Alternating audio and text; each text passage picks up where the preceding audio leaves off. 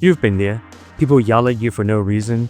You're just at work and all of a sudden, a random customer yell at you for random things that you didn't even do. But here's the truth about when people getting mad at you. You don't have to take it personally. In this video, I'm going to share with you a 3-step process to help you maintain calm and presence in any situations, especially when people are yelling at you, and how you don't need to take it personal. Step 1. Understand why people lash out. Most of the people are angry all the time.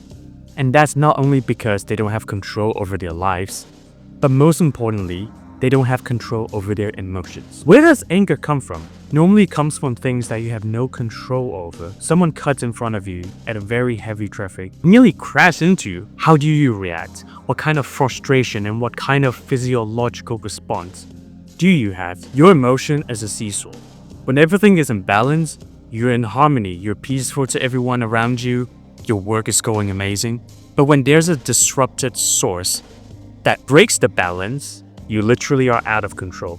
And what most people do when their balance is out of control, they get mad, they get frustrated. But unfortunately, 99% of the time, they don't know how to manage their emotions. So, as a result, they lash out through anger and frustration. They lash out to people that they know they can tolerate, or they have to tolerate. What really happening is they're trying to balance the imbalanced seesaw within their mind. They are projecting their emotions just to find inner peace, simply because they don't know how to do it. That's the only way, or that's the only acceptable way to show emotions and to release the emotions, to release the frustration and the anger they're feeling. So, everything comes from them, not you. You might just literally be a catalyst, and again, being at the wrong place at the wrong time. However, after understanding this, does that excuse their behavior? Absolutely not. I don't believe that we should treat anyone differently simply because of how we feel inside. But unfortunately, that is reality. This is what I want you to do at the heat of the moment. You want to do a thing called box breathing. Essentially, this is the type of breathing that the military use to stay calm and present. So what you do is to take a deep breath 4 seconds, hold it for another 4, and then breathe out for another 4 seconds, and then hold it for another 4. What this type of breathing does to your body is to deactivate the nervous system. It's literally your breathing telling your body you're in a calm state. You see, when you're stressed or you're getting yelled at, your breathing will naturally go up.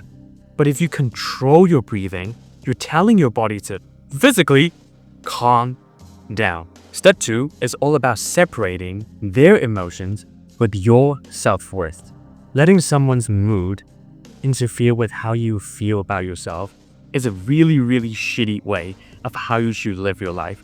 You're giving them so much power.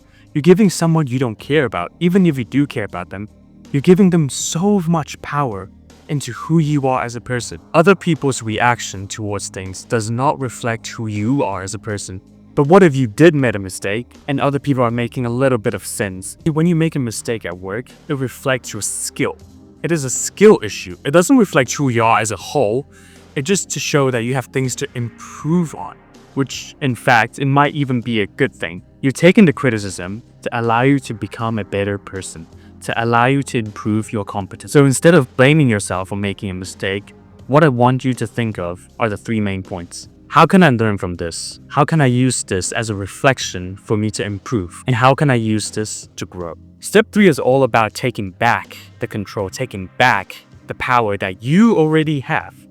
When someone lashes out on you, you cannot control what they say or what they do, but you have the control of your boundaries. For example, you can control your breathing, the box breathing method that I previously taught you, and you can control your boundaries.